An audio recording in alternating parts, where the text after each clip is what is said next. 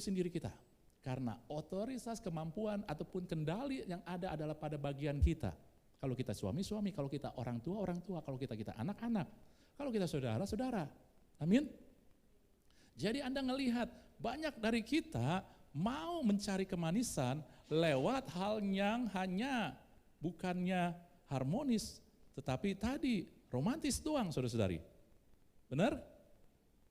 Nah, Anda mulai tahu kan?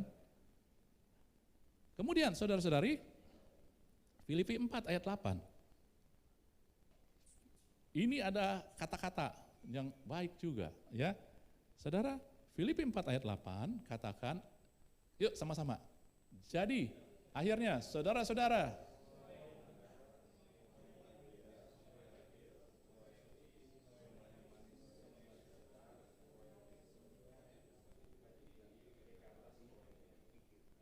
nah, sekarang Anda ngelihat, jadi akhirnya waktu Paulus ngomong di surat Filipi, tak semua tuntunan, kemudian diambil konklusi, akhirnya, jadi akhirnya kalau Tuhan sudah selesaikan semua, jadi akhirnya ini buat kita.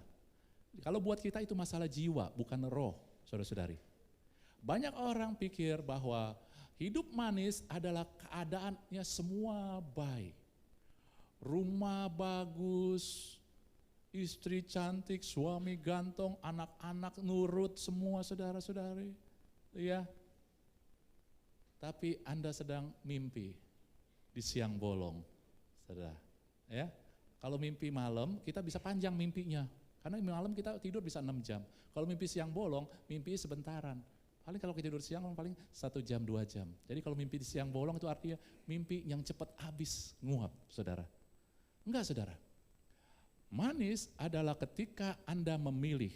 Karena ini tentang bagian jiwa kita. Jadi akhirnya saudara-saudara, apa yang baik, apa yang benar, apa yang mulia, apa yang disebut kebajikan, adil, sebut suci, manis, semua yang sedap didengar, semua yang disebut kebajikan, patut dipuji, apa? Pikirkanlah itu. Ketika Anda memikirkan, artinya Anda sedang menyimpan. Kemampuan komunikasi kita mandek karena kita menyimpan sampah daripada menyimpan hal-hal yang baik. Kita lebih menyimpan kesalahan orang daripada kelebihan orang. Benar nggak? Saudara, kita mau hidup kita manis, enak, tetapi kita simpen sampah. Kita nyimpen, lu pernah lu pernah dulu, ya gua panggil lu diem aja. Kita ingetin terus. Padahal dia nggak tahu waktu dia panggil, dia sedang punya masalah, pikirannya kemana-mana. Saudara-saudari. Kita ingat perbuatan istri kita yang suatu kali ngelawan kita. 1 kali doang, dia ingat seumur hidup. Dan istri ingat waktu suaminya ngatain, waduh gue nyesel kawin sama lu. Dia ingat terus, saudara-saudari. Daripada apa yang suaminya pernah sering nyatakan betapa dia butuh dia, saudara. Kita lebih sering ingat sampah daripada ingat hal-hal apa yang baik, apa yang manis, sedap didengar, mulia, sebut kebajikan itu, saudara. Ketika disuruh pikirkanlah itu, maksudnya simpen itu di pikiran kamu. Kehidupan kita jadi manis ketika kita melihat orang-orang itu berguna buat kita. Artinya saya beruntung ada mereka di samping saya. Kehidupan manis itu bukan artinya Anda nggak ada kekurangan orang di samping kita, tetapi Anda Anda memilih untuk memasukkan memori tentang kelebihan orang itu, apa yang baik orang itu lakukan. Kalau enggak, Anda akan punya kehidupan yang nggak harmonis. Kalau hidup harmonis enggak manis, saudara-saudari. Wah, ini married counseling dan juga jadi pembentukan relationship. Dan ini juga buat anak-anak kan, remaja pun sama, anak-anak remaja kadang-kadang mereka punya gaya sendiri, cara sendiri, mereka tidak menyadari esensi daripada berjalan, membangun. Saudara-saudari. Kadang-kadang anak muda merasa lebih tahu segalanya, tetapi apa yang saya sampaikan sini bukan tentang lebih tahu, tetapi dari firman Tuhan. Yang ya dan amin. Amin? Jadi itu saudara. Terus jari yang ketiga adalah jari tengah. Kalau Anda ngelihat, angkat jari Anda, jari tengah Anda paling tinggi enggak? Siapa yang jari tengahnya enggak paling tinggi? Iya, artinya Anda adalah istimewa, punya kelainan. Ya saudara, ya jadi jari tengah adalah paling tinggi. Ini bicara tentang keegoan. Keegoan. Saudara, ketika Anda berpegangan ini, ketika Anda tadi merangkai, saya pegangan tangan dengan Renaldi, ya saudara-saudari, ya. Nih coba, mana Renaldi? Oh iya, kita lagi. Saudara, kalau pegangan begini, kelihatan nggak jari tengahnya? Nggak kelihatan maksudnya gitu, nggak tinggi gitu, kelihatan tapi nggak kelihatan tinggi. Kalau kita begini doang kelihatan, apalagi kalau sendirian begini doang itu bahaya. Maaf itu ya. Jadi Anda ngelihat ketika Anda berjalan merangkai, jari tengah itu nggak kelihatan. Jari tengah itu paling tinggi, bicara ego, selfish. Ini tentang perasaan saya terus. Ini tentang kemauan saya terus. Itu apa maunya saya, ini perasaan saya, kamu begini. Kita nggak pernah pikirin perasaan orang, kemauan orang. Ataupun kalau kita pikirin, tapi saya punya lebih benar, lebih baik, lebih penting. Benar nggak? Saudara, saya ngomong begini arti buat saya juga. Ya, jangan pikir saya udah sempurna, belum sempurna. Karena kita masih di dunia yang jiwa kita terus disempurnakan. Jadi saya bukan mengkritik Anda, saya menyampaikan firman buat Anda dan saya. Amin. Ya. Nah, ini saudara, Filipi 2 ayat 2 sampai 4 coba. Filipi benar? Filipi 2. Nah, di Filipi juga lagi. Coba benar enggak ayatnya? Ini dia. Karena itu, baca sama-sama. Karena itu, sempurnakanlah sukacitaku dengan ini. Hendaklah kamu sehati, sepikir dalam satu kasih, satu jiwa, satu tujuan. Terus 3. Dengan tidak mencari kepentingan sendiri atau puji-pujian yang sia-sia. Sebaliknya hendaklah dengan rendah hati yang seorang menganggap yang lain lebih utama daripada dirinya. 4. Dan janganlah tiap orang hanya memperhatikan kepentingan sendiri tetapi kepentingan orang lain juga. Di ayat 2 coba balik lagi Brian. Ayat 2, sempurnakanlah sukacita. Ketika Anda mulai memikirkan kepentingan orang lain, firman Tuhan jamin akan mengalir sukacita. Ketika Anda mulai memikirkan kepentingan sendiri, yang kalir adalah kekecewaan. Makanya kita mesti bisa bertanya, kenapa hidup saya sering kecewa? Mungkin saya terlalu memikirkan diri saya sendiri. Bukannya salah, tetapi kita hidup diberikan kebutuhan untuk relationship dengan orang, hubungan dengan orang. Seringkali kita lebih membesarkan perasaan kita daripada mementingkan kepentingan orang lain di ayat 3 tadi, saudara. Ya, menganggap dirinya lebih penting, lebih utama sehingga caranya bagaimana? Oh saya nggak menganggap diri saya lebih penting. Ketika kita merasa perasaan saya harus orang lain paling tahu. Ketika saya marah, semua orang harus tahu saya marah. Maka meledaklah, keluarlah supaya orang lain tahu. Kenapa kita nggak pikirin kalau saya marah meledak, orang lain nanti kena dampaknya, semua jadi jelek. Baik nggak buat mereka? Lebih baik kalau saya marah, saya diam, atau enggak saya keluar dari lingkungan itu buat menenangkan jiwa dulu. Ya, ataupun juga kita mau paksain terus, kamu harusnya kayak begini, kita paksain kamu harusnya kayak begini itu sesuai dengan kemauan kita. Ya. Dan kadang-kadang kita nggak penting kebutuhan orang di samping kita. Kadang-kadang orang di samping kita tuh butuh pengakuan. Kadang-kadang orang di samping kita tuh butuh penghiburan. Dan kita nggak penting. Karena kita sedang punya masalah juga. Masalah aku lebih besar. Amin. Saudara, mungkin kita jarang melakukan, tetapi nggak tahu. Jarang melakukan terbuka. Tapi di dalam sering kita lakukan. Firman Tuhan di ayat 4, pikirkanlah juga kepentingan orang lain. Akan membuat kita suka cita, saudari. Kalau mentingin terus, saudara, kita hidup bukan untuk jadi paling hebat. Kita hidup untuk saling menggenapi, melengkapin. Amin. Saling menolong. Itulah DNA kita, itulah Tuhan membentuk kita. Sehingga ketika kita ikutin cara Tuhan akan mengalir sukacita, bukannya marah, kekecewaan. Oke? Amin. Pertama, kelingking, menutupi dengan kasih. Kedua, jari manis, bukannya sekedar manis tapi harmonis. Ketiga, menundukkan keegoan kita. Karena Anda pegangan gak mungkin itu begitu doang ya. Nah, jari yang keempat adalah telunjuk. Saudara, telunjuk bisa berbahaya ketika motivasi kita nggak beres.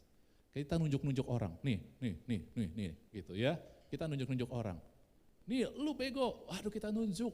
Karena telunjuk itu artinya untuk pointer. Pointer itu membuat itu jadi jelas, ini kamu, gitu. Bener ya? Tetapi tahu nggak kalau Tuhan gunakan telunjuk buat apa, saudara-saudari? Telunjuk adalah jari yang paling fleksibel. Ya, Anda ini jari fleksibel ke kiri, ke kanan, ke depan, ke belakang, gitu ya. Mau turun ke bawah bisa, ke atas bisa. Coba yang lain susah fleksibel. Jari manis susah fleksibel, ya. Tapi jari tengah, ya udah lebih mending. Nah, jari telunjuk, nah, Anda bisa semua ya, jari telunjuk. Satu jari aja, telunjuk aja bisa berfungsi, saudara. Oke? Ya. Tetapi telunjuk ini bisa untuk menguatkan. Jadi memprioritaskan, ini kamu tunjuk sesuatu artinya, iya itu dia. Tetapi Anda tahu, Anda ingat ketika Tuhan bertemu dengan perempuan yang ketangkap berzina, Tuhan Yesus dia berlutut, dia ditanya apa, dia berlutut, dia menulis. Saya percaya dia menulis dengan telunjuknya. Saudara, dengan telunjuk itulah buat Tuhan adalah menyentuh hidup orang.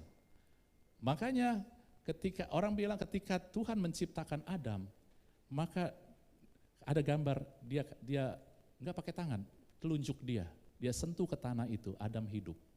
Saudara-saudari.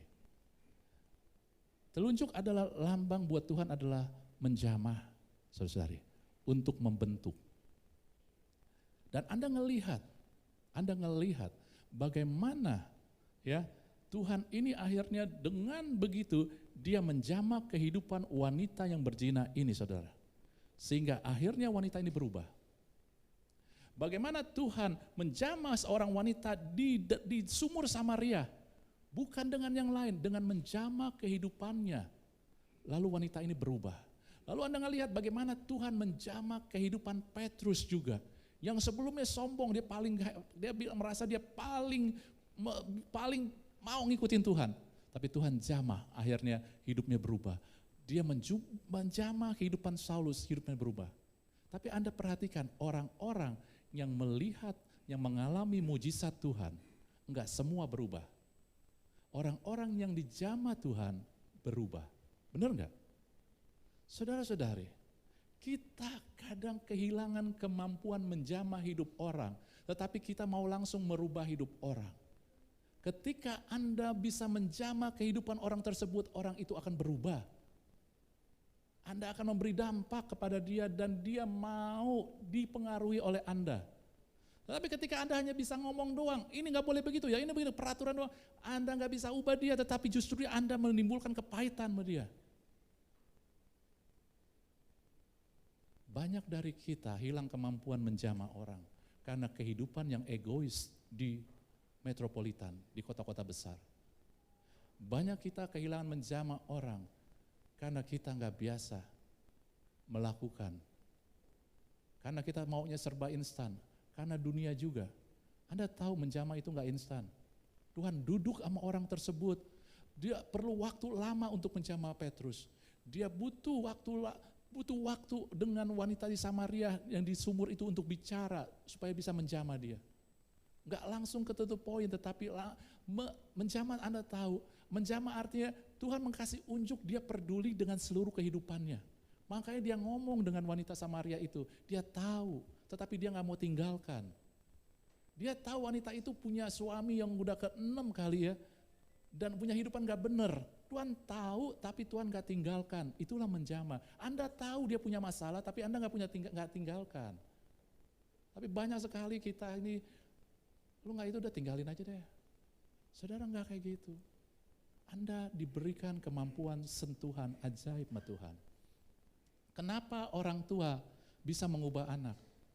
Karena ketika anak itu kecil punya kelemahan, orang tua tetap berdiri buat dia walaupun dia tahu kelemahannya. Akhirnya hidup anak itu tanpa disadari dijamah sama orang tua. Dijamah bukan berarti dia nangis-nangis, enggak saudara, tapi kehidupannya berubah.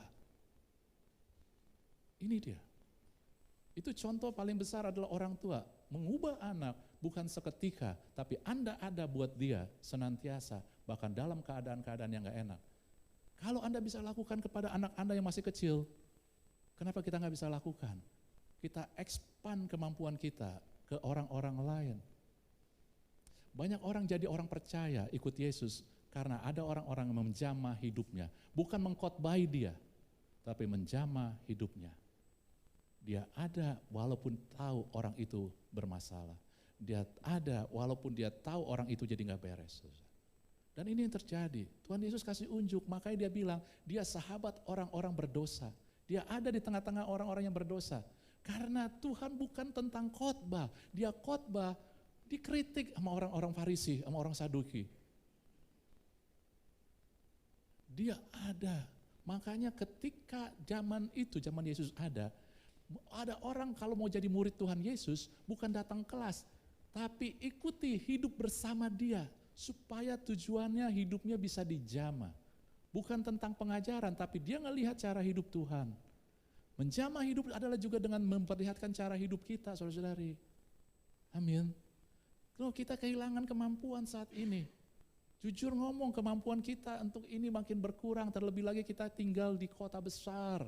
Yang egoisnya tinggi, yang selfishnya tinggi, kepentingan diri sendiri tinggi, kesibukannya tinggi sehingga udah gak tahu lagi buat orang lain.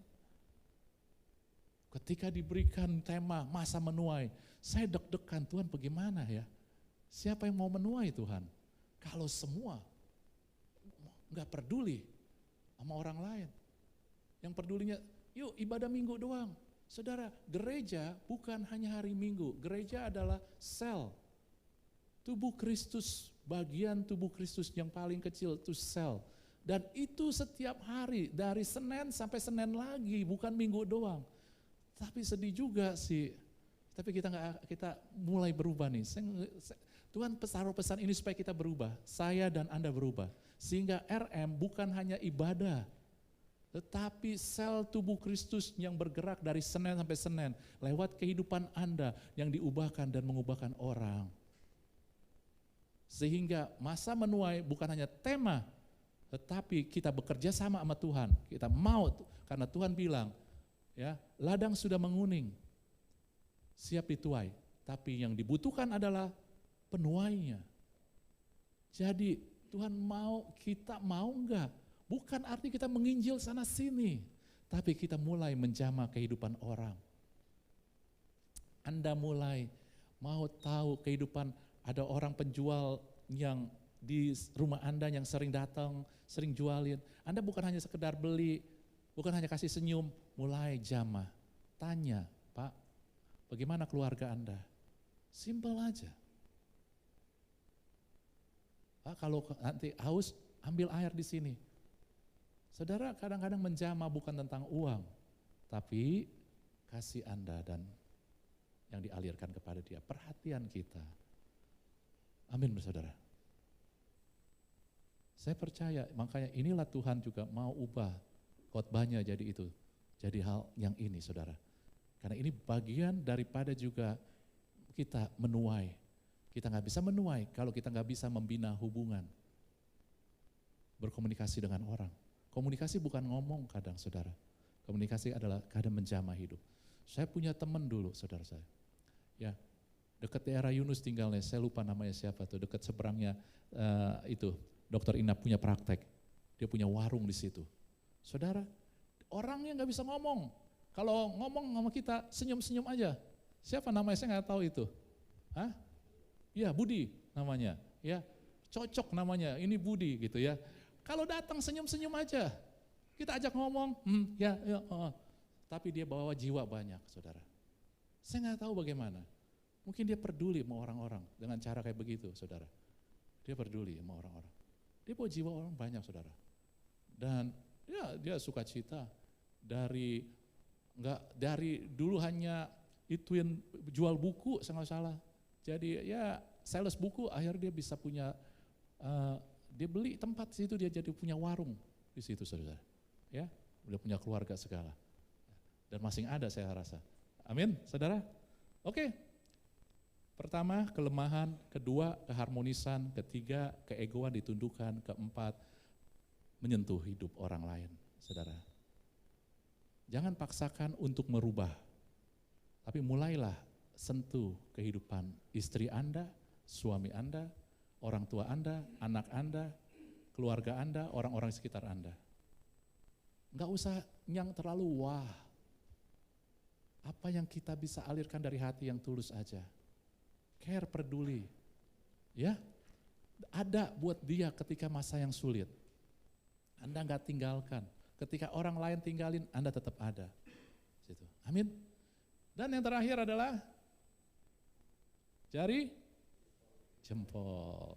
Oh, semua orang suka kalau dikasih jempol. Yes, katanya. Ya, amin, saudara. Tapi lewat Tuhan ciptakan kita tuh luar biasa. Dikasih jari 5, ya saudara, dengan di tangan. Itu pakai lambang-lambang. Semua Tuhan ciptakan. Makanya Mazmur 139, wow, ajaib apa yang kau ciptakan, saudara. Kita diciptakan wonderfully and apa itu? Kita diciptakan secara ajaib dan luar biasa. Jadi detail-detailnya termasuk jari luar biasa karena Tuhan bisa bicara dengan hal itu. Saudara, jempol ini adalah, kita senang kalau dikasih jempol. Jempol adalah jari yang paling kuat. Kelingking yang paling lemah. Jempol yang paling kuat. Ditaruh berjauhan, saudara. Dari ujung ke ujung, ya. Jadi kalau kelingking butuh kasih, ya. Jempol ini, saudara, lihat ini. Saudara, jempol adalah kuat. Banyak orang mau jadi kuat. Banyak orang mau dihormati, dihargai, saudara.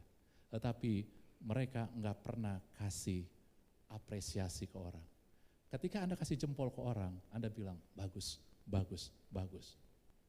Anda menghormati, menghargai orang tersebut, saudara. Banyak kita ikut dari cara dunia. Kalau menjadi kuat, harus kita jadi hebat sendiri. Saudara, kita adalah lahir dari Allah. Cara Tuhan untuk kita menjadi kuat adalah mulai menghargai orang lain. Kita diciptakan berbeda. Ada kuping dalam firman Tuhan, ya. Setiap Tuhan ada ciptakan kuping, mata. Kuping nggak bisa bilang aku nggak perlu mata, nggak bisa. Jadi kita harus mengapresiasi, menghargai bagian-bagian tubuh yang lain. Kita menghargai istri, kita menghargai suami, kita menghargai adik, kakak, saudara, teman, kita menghargai saudari.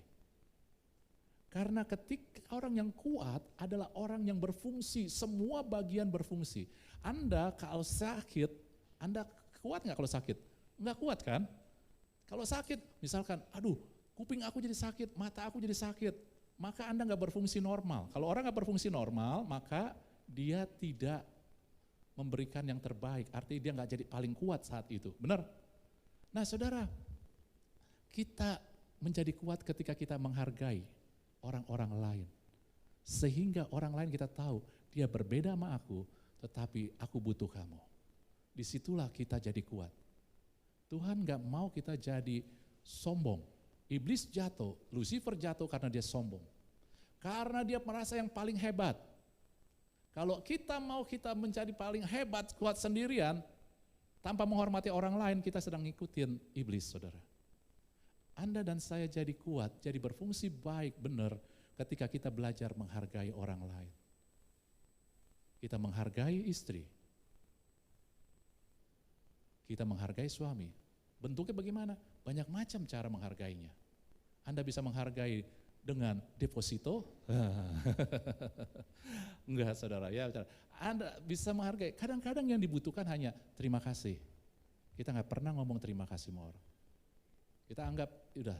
Kita nggak pernah terima kasih ya mah sudah masakin. Karena kita anggap itu sudah harus. Saudara, ketika kita menghargai orang, menghormati orang, tidak membuat Anda jatuh, justru membuat Anda kuat. Mulailah pakai prinsip firman Tuhan. Jangan pakai prinsip dunia. Gua harus kasih unjuk gua kuat. Bukan. Aku harus kasih unjuk aku menghormati, menghargai orang-orang. Saudari. Amin. Kadang-kadang saya juga harus menjaga cara bercanda kita. Seringkali cara bercanda kita adalah cara dunia, merendahkan orang. Benar enggak? Kita anak-anak Tuhan, asing banyak cara untuk kita bisa bercanda, happy dengan cara Tuhan, menghargai orang. Amin, saudara. Jadi, tutupi kelemahan dengan kasih. Orang-orang di sekitar kita enggak ada yang sempurna, penuh kelemahan. Tutupi dengan kasih.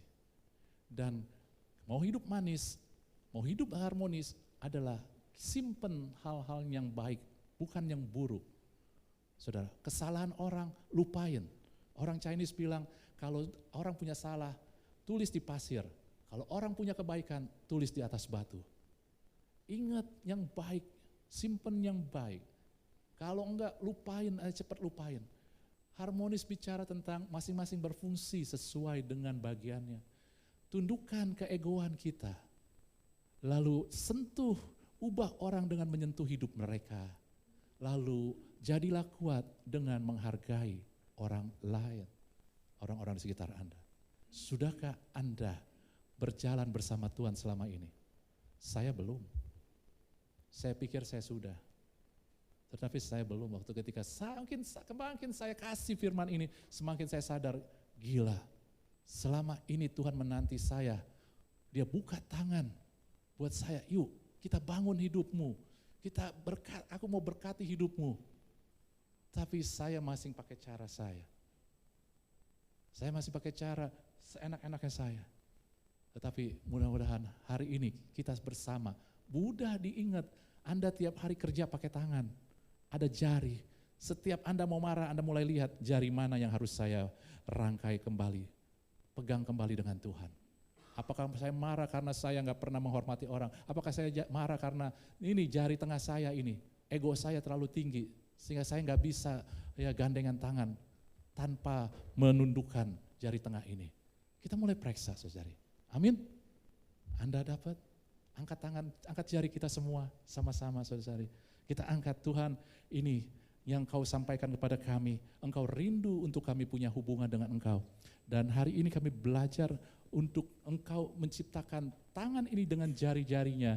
Untuk Engkau bisa berkata-kata tentang bagaimana kami bisa ingat merangkai hubungan.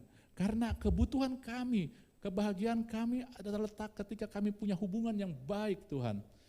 Kebahagiaan kami, kepuasan kami, sukacita kami ada ketika di dalam hubungan, saudara. Hari ini kami menyadari itu. Kami juga mau menjalani ya.